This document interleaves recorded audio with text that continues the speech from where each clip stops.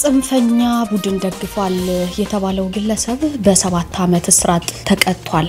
ዝርዝሩን የምንነግራችሁ ነው። ለሕክምና ባለሙያዎች ጥያቄ ድጋፉን ሲገልጽ የነበረው የኢትዮጵያ ጤና ባለሙያዎች ማህበር ታግዷል። ለምን ታገደ? ፕሬዝዳንቱ ለአሃዱ ማብራሪያ ሰጥተዋል። እኛ ማነጋገርናቸዋል ተሰሙታላችሁ። በማዕከላዊ ኢትዮጵያ ክልል መንግስት ትምህርት ቢሮ ይቅርታ ጠየቀ። ምን ተፈጠረ? በሰፊው የምትሰሙት መረጃ ነው። እጅግ ከመቆጠቡ የተነሳ የዓለም ድንቃድንቅ መዝገብ የመዘገበው የሚያሰፈረው አነጋጋሪ ግለሰብ ማን ነው? በዜናችን የምትሰሙት ይሆናል። ኢራን ባስወነጨፈቻቸው ሚሳኤሎች በእስራኤል ትልቁ የተባለው ሆስፒታል ተመቷል። እንደምን አላችሁ? ከሀገር ውስጥና ከሀገር ውጭ ያዝናቸው መረጃዎች ለናንተ መራርጠን ማድረስ ጀመርን። አሃዱ ኒውስ ኤንድ ፖለቲክስ ዩቲዩብ ቻናላችን ነው። ስለምትከታተሉን ከልብ አድርገን እናመሰግናለን። ቀሪ ጊዜያችሁን ከኔ ጋር እንድታሳልፉ የአክብሮት ግብዣዬ ነው። ናርዶስ አለማየሁ ነኝ።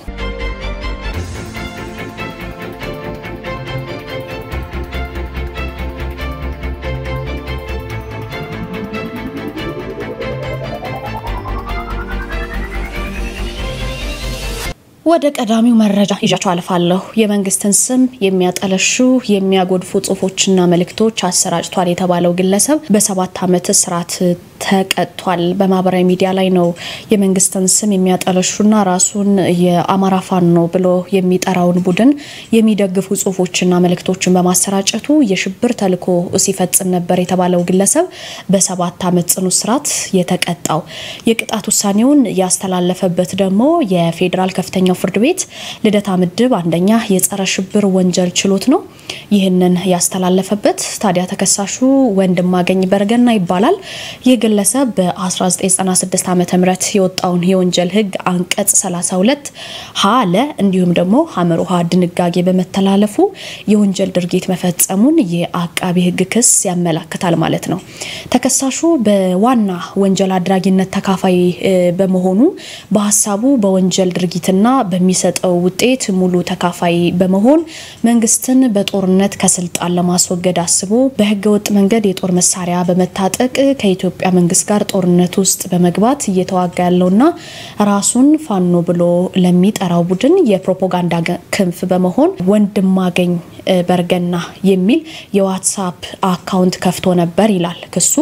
የቡድን ልሳን ለሆኑ በዋናነትም ዘመድኩን በቀለ ለተባለው ግለሰብ በየካቲት 22 ቀን 2016 ዓ.ም ለቡድኑ የፕሮፓጋንዳ ስራ ግብአት የሚሆኑ በአርባ ምንጭ ከተማ መንግስት ቤት እየፈረሰ ነው፣ በመንግስት አማካኝነት ቤቶች እየፈረሱ ነው በሚል መልእክት እንዲሁም ደግሞ በየካቲት 24 ቀን ደግሞ 2016 ላይ የመንግስትን ስርዓት ለመገርሰስ ብቸኛው አማራጭ የትጥቅ ትግል ነው የሚል መልእክት ማስተላለፉ በአቃፊ ህግ ክስ ላይ እንደቀረበበት ነው የተመላከተው ማለት ነው። እንዲሁም ደግሞ እኔም አንዱ የዛካል ነኝ፣ ፋኖን ደግፋለሁ፣ ሁሉም ሰው የድርሻውን ሊወጣ ይገባል የሚሉና ስርዓቱን በተለያዩ አማራጮች ማዳከም አለብን የሚል መልእክት በቪዲዮ ቀርጿል። እንዲሁም ደግሞ ለዘመድኩን በቀለ ልኳል ነው የተባለው ይሄ ግለሰብ። ይህ ወንድማገኝ ገብሬ በሚል ስም በተከፈተ የቲክቶክ አካውንት ላይ የተገለጹትን እነዚህን መልእክቶች በቪዲዮ አሰራጭቶ ከ10 ያላነሱ ሰዎች የተመለከቱት የመንግስትን ስም የሚያጠለሹ ተግባራትን ሲፈጽም ነበር ይላል። እንዲሁም ራሱን ፋኖ ብሎ የሚጠራውን ቡድን ደግሞ አመራሮቹን ፎቶ በመለጠፍ እንዲሁም ደግሞ ማንነታቸው ያልታወቁ የጦር መሳሪያ የታጠቁ ግለሰቦችን ፎቶ በመለጠፍ ጦርነትን የሚያባብሱ የተለያዩ መልእክቶችን በማሰራጨት እንዲሁም ደግሞ ወጣቱን ለጦርነት የሚያነሳሱ የተባሉ መልእክቶችን በማህበራዊ ሚዲያ በስፋት እንዲሰራጩ በማድረግ ነው ወንጀል የተከሰሰው ግለሰቡ። በአጠቃላይ ይህ ግለሰብ እንግዲህ ይህንን ስራ በመስራት በመንግስት ላይ ጥርጣሬ እንዲፈጠር የጠላት አላማ እንዲሳካና የተለያዩ የፕሮፓጋንዳ መልእክቶች በማህበራዊ ሚዲያዎች ሲሰራጭ የነበረ ነው የተባለው። ኢትዮጵያ ጦርነት ላይ ያለችም የጠላት አላማን ለማሳካት በማሰቡ የጠላትን ጥቅም በሚያራምድ የፕሮፓጋንዳ ስራ ውስጥ በመሳተፍ ጠላትን የደገፈ ነው። ስለዚህ በፈጸመው ጠላትን የመተባበር ወንጀል በሚል ነው የተከሰሰው ይላል። ስለዚህ ተከሳሹ በአጠቃላይ አመጽ ቀስቃሽ የሆኑ በርካታ መልእክቶችን ቪዲዮዎችን ሲያጋራም ሲያነሳሳ እንደነበር ያጠቃላይ መዝገቡ ያስረዳል። እንግዲህ ግለሰቡ ደግሞ የቀረበበትን ክስ ክዶ ተከራክሯል። አቃቢ ህግ ግን የሰውና የሰነድ ማስረጃ አቅርቦበታል። በዚህ መሰረት ተከሳሹ የቀረበበትን ማስተባበል ስላልቻለ የፌደራል ከፍተኛው ፍርድ ቤት ልደታ ምድብ አንደኛ የጸረ ሽብር ወንጀል ችሎት ተከሳሹ በ7 ዓመት ጽኑ እስራት እንዲቀጣ ወስኖበታል ማለት ነው። ወደ ተከታይ መረጃችን ስናልፍ ለህክምና ባለሙያዎች ጥያቄ ድጋፉን የገለጸው የኢትዮጵያ ጤና ባለሙያዎች ማህበር ታግዷል። ለምን ታገደ ስንል የማህበሩን ፕሬዝዳንት አነጋግረናቸዋል። በቅርቡ የጤና ባለሙያዎች ያደረጉትን ስራ ማቆም አድማ ተከትሎ አመራሮቹ ታስረውበት የነበረው የኢትዮጵያ ጤና ባለሙያዎች ማህበር መታገዱን ነው ፕሬዝዳንቱ አቶ ዮናታን ዳኛው ለአሃዱ የገለጹልን። ምን ተፈጠረ ሲል አሃዱ ጠይቆታል። ተከታትለን እንመለስ ቃል በቃል። ዮናታን ዳኛው ባላላ እና ያለው ነገር ምንድነው የኢትዮጵያ ጤና ባለሙያዎች ማህበር እንደታገደ ከኢትዮጵያ ሲቪክ ማህበር ድርጅቶች ባለስልጣን ደረጃቢ ያሳውቀውናል። ከዛ ጋር ተያይዞ ያለው ነገር ምንድነው ኖርማሊ አሁን ማህበሩ የታገደው ከጤና ባለሙያዎች እንቅስቃሴ ጋር የተያያዘ ነው። ምንም አዲስ ማህበሩ እንደ አዲስ ያደረገው እንቅስቃሴ የለም። ምናልባት ከዛ ጋር ተያይዞ ነው እኛ እንደታገደ ምናምነው። አዎ ኖርማሊ አሁን ግድ ጠቅላላ ጉባኤ አላደረጋችሁም ማህተም ትክክል ተገቢ ያልሆነ ማህተም ተጠቅማችኋል የሚሉ ነገሮች ተካተዋል ክሱ ጋር። ያነዛ ቢሆኑ የቆዩ ናቸው። አሁን እንደ አዲስ የተደረገ ነገር የለም። ማህተም ጋር የተያዘ ኤሌክትሮኒክ ማህተም ተጠቅመናል ነው ጥያቄው መነሻው። ኤሌክትሮኒክስ ማህተም ደግሞ በአሁኑ በዚህ በሰለጠነ በ21ኛው ክፍለ ዘመን ማንም ሰው የሚያደርገው ነው። እሱ እንደ ክስም ሊነሳ የሚችል ነገር አይደለም። ጠቅላላ ጉባኤም አድርገን አስገብተን ያም ትንሽ ተቀባይነት አልተቀበሉትም። ከዛ ጋር የተያዙ ነገሮች ናቸው። አሁን የቆዩ ችግሮችን አሁን እንደ አዲስ ጤና ባለሙያዎች ማህበሩ የጤና ባለሙያዎችን ድምጽ ማስተጋባት ሲጀምር ከዛ ጋር የተያዙ ክሶች ተነስተዋል። ዞሮ እኛ ምናምነው የተመሰረተው ዓላማችን ማህበሩ ሲመሰረትም የጤና ባለሙያዎች ድምጽ ለመሆን ነው። ተመሰረተበት ማህበሩ የተመሰረተበት ዓላማ ያስከሆነ ድረስ የጤና ባለሙያዎችን ድምጽ ማስተጋባት ደግሞ ግዴታችን ነው፣ መብትም አይደለም። እንደ ማህበሩ እስካለ ድረስ ማህበሩ የጤና ባለሙያዎችን ድምጽ ማሰማት ጤና ባለሙያዎች ችግር ገጥሞናል ሲሉ ለነሱ ድምጽ መሆን ግዴታችን ነው። ያን አድርገናል። ይጠበቃል። እኛ ይሄ ምን ጠብቀው ነው። ምክንያቱም በዚህ አይነት ነገሮች ሊመጡ እንደሚችሉ ተወጣጣሪ ነበረን። ያ ደግሞ ሆኗል። በዛ መልኩ ነው የምንገልጸው። እኛ በመጀመሪያ በመተዳደሪያ ደንባችን መሰረት ነው ምን እንቀሳቀሰው። አንድ ማህበር ሲቪል ማህበር የሚተዳደረው የሚገዛው በመጀመሪያ ደረጃ በራሱ ባወጣው የማህበር አባላት ባጸደቁት ወይም መተዳደሪያ ደንብ ማህበር ሲመሰረት ራሱን የቻለ መተዳደሪያ ደንብ አለው። በዛ መሰረት ነው ተንቀሳቀሹ። ሁለተኛ ደግሞ ያ ህግ ያወጣሽው መተዳደሪያ ደንብ ከሀገሪቱ ህግ ጋር የማይቃረን መሆን አለበት። ስለዚህ እንደ ማህበር ከሀገሪቱ በራሳችን ባጸደቅነው መመሪያም ነው የምንተዳደረው። እንዲሁም እውነት ለመናገር በዛ ደረጃ ያልሄድንም እኛ የጤና ባለሙያዎችን ድምጽ ከማሰማት የዘለለ ነገር አላደረግንም። አድማን ጠራና ስለዚህ ትንሹን ነገር ነው ከሚጠበቅብን ትንሹን ነገር ነው ያደረግነው ብዬ ነው ማምነው። ምንም ህግን የጣሰ ነገር አላደረግንም። ምክንያቱም እንደ ተቋም የትኛውም መስሪያ ቤት ውስጣዊ አሰራር ክፍተቶች ሊኖሩ ይችላሉ። ያንን ደግሞ ጊዜንና አጋጣሚን ተጠቅሞ ወደ አላስፈላጊ ነገር መውሰድ ተገቢ አይደለም። ምክንያቱም የትኛውም ተቋም ሲሰራ የውስጥ አለመግባባቶች ሊኖሩ ይችላሉ፣ ሌሎች ነገሮች ሊኖሩ ይችላሉ። ያ የውስጥ አሰራር ነው። በውስጥ አሰራር ደግሞ በንግግር የሚፈታ ነገር ነው። ከንግግር ያለፈ ነገር የለም። እኛ ማህበር በንግግር የሚፈታ ነገር ነው ያለው። ያንን ግን ተገቢ ባልሆነና የታችን ተጠቅሞ ወደ አላስፈላጊ ነገር የሚመስሉ ነገሮች ናቸው ያሉት እንጂ እኛ ከህግ ውጪ የሆነ ስራ አልሰራንም። እንግዲህ እኔ ማስተላለፍ እንፈልገው በመጀመሪያ ደረጃ ጤና ባለሙያዎች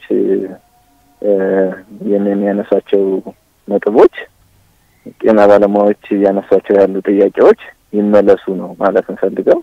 በሁለተኛ ደረጃ ደግሞ ማህበር የሚጠቅመው ህዝብና ሀገርን ነው፣ ጤና ባለሙያዎችን ነው የሚጠቅመው። ተቋማት እንደዚህ አይነት ሲቪል ተቋማት በዋናነት በተገልጋዩና በአገልጋዩ መካከል ያለው ልዩነት ለማጥበብ የሚያገለግሉ ናቸው። ለህዝብ በጣም አስፈላጊ ናቸው፣ ለጤና ባለሙያዎች በጣም አስፈላጊ ናቸው። እነዚህ ተቋማት ክፍተት እንኳን ቢኖርባቸው አስተካክሎ ማስቀጠል ግዴታ ነው። እንደ መንግስት ወክለው ስለሆነ የተቀመጡ ስለሆነ እነዚህ አስፈጻሚ አካላት ይሄን እንዲያደርጉ ነው መጠየቅ እንፈልገው እና ያለ ሐሳብ ይሄ ነው። እግዱ የተላለፈው እንደሰማችሁት ከኢትዮጵያ ሲቪክ ማህበራት ድርጅቶች ባለስልጣን በኩል መሆኑን አቶ ዮናታን እንደሰማችሁት ገልጸዋል። ነገር ግን የግድ ደብዳቤው ላይ ጠቅላላ ጉባኤ አላካሄዳችሁም፣ የፋይናንስ ሪፖርት አላቀረባችሁም የሚሉ ክሶች መነሳታቸውንም ተናግረዋል። አቶ ዮናታን አያይዘው በመመሪያና የሀገሪቱ ህግ በሚፈቅደው ነው የተንቀሳቀስ ነው እንጂ ከዛ ውጪ ያደረግነው ምንም ነገር የለም ሲሉም ጠቅሰውልኛል። እግዱ በዋነኝነት ከጤና ባለሙያዎች እንቅስቃሴ ጋር የተገናኘ ነው ብለው እንደሚያምኑም ነው ያስታወቁት። ማህበሩ የተመሰረተበት ዓላማ ለጤና ባለሙያዎች ድምጽ ለመሆን ነው ሲሉም ሰምታችሁታል። ጤና ባለሙያዎች ተገቢውን ቦታ እንዲያገኙ በሰሩት ልክ እንዲከፈላቸው ነው ድምጽ ስናሰማ የቆየ ነው እንጂ ሌላ የጣስነው ህግ የለም ብለዋል። ነገር ግን እንደዚህ አይነት ክስ ለመመስረቱ ምንድነው ስንል የጠየቅናቸውን የተከታተላችሁትን ይመስላል።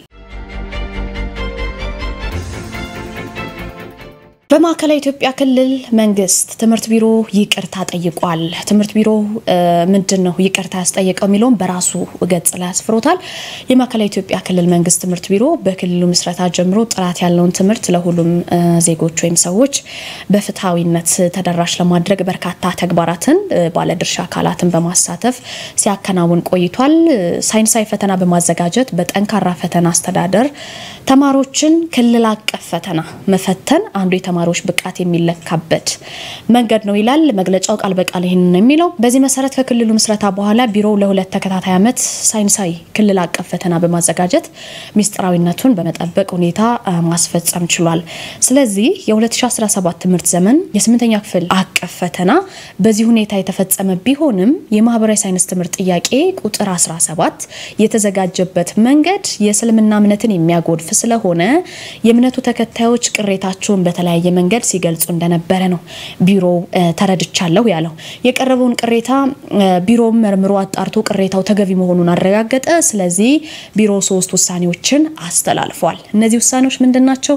ለተፈጠረው ስህተት ቢሮ በይፋ ይቅርታ ጠይቋል። ይህንን ስህተት በሰሩ ፈተና አዘጋጆች ላይ ደግሞ አስፈላጊውን እርምጃ ወስዶባቸዋል። ሶስተኛው የ2017 ትምህርት ዘመን የ8ኛ ክፍል አቀፍ የማህበራዊ ሳይንስ ፈተና ጥያቄ ቁጥር 17 በይፋ ሰርዞታል ማለት ነው።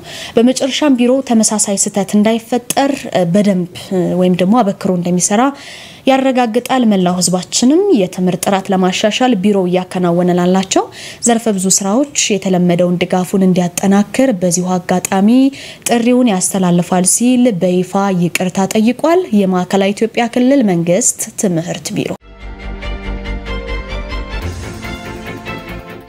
ወደ ሌላኛው መረጃ እናልፋለን። እጅግ ከመቆጠቡ የተነሳ የዓለም ድንቃ ድንቅ መዝገብ የመዘገበው አነጋጋሪ ሰው ማን ነው?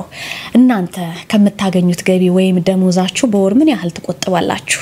በወር ውስጥ ለመኖር ምን ያክል ገንዘብ በቂ ነው? ኦዲቲ ሴንትራል በወር በ300 ዩዋን ወይም $40 ብቻ የሚኖረውን ቻይናዊ አንድ ዊንዶንጊ የተባለ የሂሳብ አስተማሪን አስተዋውቋል ማለት ነው። ዊንዶንጊን በዚህ የቆጣቢነት የኑሮ ዘይቤው በማህበራዊ ሚዲያ ዝነኛ ከመሆኑ ባለፈ የዓለም ድንቃ ድንቅ መዝገብ ስሙን አስፍሮለታል። ዊንዶንጊ ሰሞኑን የዓለም አነጋጋሪው ግለሰብ ሆኗል። በርካታ ሚዲያዎች የዘገቡት ነው ይህንን ግለሰብ። የሂሳብ ሊቁን ይህን ግለሰብ ኦዲት ሴንትራል ያስነበበው ሲሆን ዶንጊ በቁጠባ ባህሉ የዓለም ድንቃ ድንቅ መዝገብ ላይ ስሙን ማስፈር የቻለ ግለሰብ ነው። በዚህም በርካቶች አድናቆታቸውን እየለገሱት ነው። ምስሉን የምትመለከቱት ግለሰብ የተወለደው በፈረንጆቹ 1991 ነው። አሁን እድሜው ወደ 33 ደርሷል ማለት ነው። ዶንጊ ገና ከልጅነቱ ጀምሮ በሂሳብ ፍቅር የወደቀ ሰው ነው። በጣም ሂሳብ ይወዳል፣ በጣም ሂሳብ ይሰራል። እያደገ ሲመጣ ደግሞ የሂሳብ ሊቅነቱ እያየለ መጣ ማለት ነው። የሁለተኛ ደረጃ ትምህርቱንም ሲጨርስ በከፍተኛ ማዕረግ ነው የተመረቀው። ዩኒቨርሲቲ መግቢያ ፈተናንም ሳይወስድ በቀጥታ የፔኪንግ ዩኒቨርሲቲን ነው የተቀላቀለው ማለት ነው። ቻይና የሂሳብ ሊቆች እጥረት ባይኖርባትም ወጣቱ ግን የቻይናን የሂሳብ ሊቅ በመሆን ከነ ኮንፊሽየስ ተራ መሰደር የቻለ ግለሰብ ነው ማለት ነው። ከዩኒቨርሲቲ በማዕረግ ተመርቆ እንደወጣም ወዲያው በሂሳብ መምህርነት ዕውቀቱን ለትውልድ እንዲያጋራ ተቀጠረ። የቁጠባ ባዚው ግን የመጣው ከዚህ በኋላ ነው ማለት ነው። የሂሳብ ፍቅሩ ተጽዕኖ ያሳደረበት የመጣ ይመስላል። በዚህ ሰዓት በከፍተኛ ሁኔታ በቁጠባ ሱስ ውስጥ ወደቀ ማለት ነው። የመቆጠብ ሱስ፣ አሁን ብዙ አይነት ሱሶች አሉብን አይደለ? ይሄ የሂሳብ ሊቅ ደግሞ የመቆጠብ ሱስ ተጠናወተው ከዛ ጊዜ በኋላ ራሱን እየጎዳ የሚያገኛትን ደሞዝና ሽርፍራፊ ሳንቲም ሳይቀር መቆጠብ ስራዬ ብሎ ተያያዘው ማለት ነው። ቀስ በቀስ ፍላጎቱን እየቀነሰ ቁጠባውን እየጨመረ ሄዶ ከዓለም ቆጣቢዎች መካከል ግንባር ቀደምና ባለም አቀፍ ድንቅ መዝገብ ወይም ጊነስ ቡክ ኦፍ ሪከርድስ ምንለው ላይ ስሙን ማስፈር ቻለ ማለት ነው ቻይናው የሂሳብ ሊቅ እንግዲህ ለመኖር በወር ወደ 300 ዩዋን ወይም $40 ብቻ እችን ገንዘብ አብቃቅቶ መኖር መቻሉ በተለይ በማህበራዊ ሚዲያ ላይ በርካቶች እንዲከተሉት አድርጎታል በተአምር ነው እንዲህ ሰው የሚኖረው እስኪባል ድረስም አድርሶታል ከጧት እስከ ማታ የሚያደርገውን ያናኗር ዘይቤም በቲክቶክ ገጹ ላይ የሚያጋራ ነው በርካታ እይታዎችን በዚህ ገጹ አግኝቷል ቲክቶክ በተለይ ለበጎ ዓላማውም ደግሞ አጠቃቀሙን ከቻልንበት ወይም ስልቱን ካወቅንበት በእንደዚህ አይነት መንገድ ደግሞ ያስተዋውቀናል ለበርካቶች ተደራሽ ያደርገናል አንድ ቦታ ላይ ቁጭ ብለን ለዓለም መዳረስ እንድንችል ያደርገናልና በርካቶችን እንዲከተሉት አደረገ በአጭር ጊዜ ውስጥም የቲክቶክ ተከታዮች ቁጥር ከአንዳንድ የሆሊውድና የቦሊውድ ዝነኞች ሁሉ ልቆ 90 ሚሊዮንን ተሻገረ ማለት ነው በዚህም እንግዲህ ቻይናው የሂሳብ ሊቅ የበለጠ የሚቆጥበው ገንዘብ ያገኘ እንደሚገኝ ኦዲቲ ሴንትራል ነው ያስነበበው ማለት ነው የግለሰብ ግን በዚች ደሞዝ $40 ማለት በዛ ሀገር አኗኗር እጅግ በጣም አብቃቅቶ መኖር መቻል ራሱ ከባድ የሚሆንበት ነውና ግለሰቡ ግን ከዛች ገንዘብ ቀንሶ እየቆጠበ መኖሩ የመቆጠብ ሱስ ያለበት ወይም ደግሞ የቁጠባ ሊቅ እስከሚባል ድረስ አድርሶታል ጊነስ ቡክ ኦፍ ሪከርድስ ደግሞ ይሄንን ግለሰብ በመዝገቡ ላይ አስፍሮታል ማለት ነው ወደ መጨረሻው መረጃችን አልፋለውኝ ኢራን ባስወነጨፈቻቸው ሚሳኤሎች በእስራኤል ትልቁ ሆስፒታል ተመቷል በመካከለኛው ምስራቅ ያያለ የመጣውን ውጥረት ተከትሎ ሀገራት ምን ያህል ወታደራዊ አቅም አላቸው ምን ያህል ወታደራዊ ፖቴንሻል አላቸው የሚለው ጥያቄ ብዙዎችን ትኩረት እየሳበ የመጣ ነገር ነው ሁለቱ ሀገራት ድንገት በተከፈተ ጦርነት እየተባባሰ እዚህ ላይ ደርሷል የሁለቱ ሀገራት ጦርነት በርካቶችን ህይወት እየቀጠፈ የበርካቶችን ንብረት እያወደመ የሁለቱ ሀገራት ፍጥጫ እንደቀጠለ ነው በቀጠናው ደግሞ ለረጅም ጊዜ በጠላትነት የሚተያዩት ኢራንና እስራኤል በአካባቢው በተለያዩ ወታደራዊ ዘርፎች ከፍተኛ የጦር መሳሪያዎችን ከታጠቁ ግንባር ቀደም ከሚባሉ ሀገራት መካከል በነገራችን ላይ ተጠቃሽ ናቸው ሁለቱ ሀገራት አሁን ደግሞ ኢራን በዚህ ባስወነጨፈችው ሚሳኤል በደቡብ እስራኤል ባርሺባ የሚባለው ከተማ ላይ በእስራኤል ትልቁ ከሚባሉት አንዱ ሶሮካ ሆስፒታል ታዋለች ማለት ነው ይሄንን ያስታወቀችው እስራኤል ናት ሆስፒታሉ በቀጥታ በሚሳኤል መመታቱን ገልጻለች እስራኤል በዚህም ጥቃት 30 ሰዎች ተጎድተውባታል ኢራን ባስወነጨፈቻቸው ሚሳኤሎች በተጨማሪም ደግሞ 3 የሲቪል ስፍራዎች መመታታቸውን አንድ የእስራኤል ወታደራዊ ባለስልጣን ናቸው የገለጹት በስፍራው ደግሞ በርካታ ሚሳኤሎች መወንጨፋቸውና በቴልአቪቭና ኢየሩሳሌም ፍንዳታ መሰማቱ እንደቀጠለ ነው ይሄ ሃይባይ ወይንም የሚያቆመው ያጣ ጦርነት ይመስላል የሆስፒታሉ ቃል አቀባይ እንግዲህ ሆስፒታሉ ከፍተኛ ጉዳት ነው የደረሰበት ብለዋል በአካባቢው አደገኛ ንጥረ ነገሮች ሊፈሱ ይችላሉ በሚልም በዚህ ስጋት ነዋሪዎቹ ከአካባቢው እንዲሸሹ የተደረጉ ነው የእስራኤል ድንገተኛ አደጋ አገልግሎት ደግሞ ማጌን ዴቪድ አዶም ኢራን በፈጸመችው ጥቃት ቢያንስ 32 ሰዎች ተጎድተዋል ሲል ነው የገለጸው የኢራን የዜና ወኪልም ደግሞ ኢራን በሆስፒታሉ አቅራቢያ የሚገኘውን የእስራኤል ወታደራዊ ማዘዣና የስለላ ጣቢያ ዛሬ ጠዋት የሚሳኤል ጥቃት ዋና ኢላማ እንደነበረ ነው የተናገሩት የእስራኤል ምክትል የውጭ ጉዳይ ሚኒስትር በሆስፒታሉ የደረሰውን ጥቃት ሆን ተብሎ የተፈጸመ እንዲሁም ደግሞ ወንጀል ነው ሲሉ ነው ያወገዙት ማለት ነው ጥቃቱ የተፈጸመው በጦር ሰፈር ሳይሆን በሆስፒታል ነው ያሉት ሚኒስትሩ ይህ ሆስፒታል ለኔጌቭ ክልል ነዋሪዎች ዋነኛ የሕክምና ማዕከል ነው አለኝ የሚሉት ሆስፒታላቸው ነበር ብለዋል አክለውም ዓለም ሊያወግዘው ይገባል ሲሉ ተናግረዋል ማለት ነው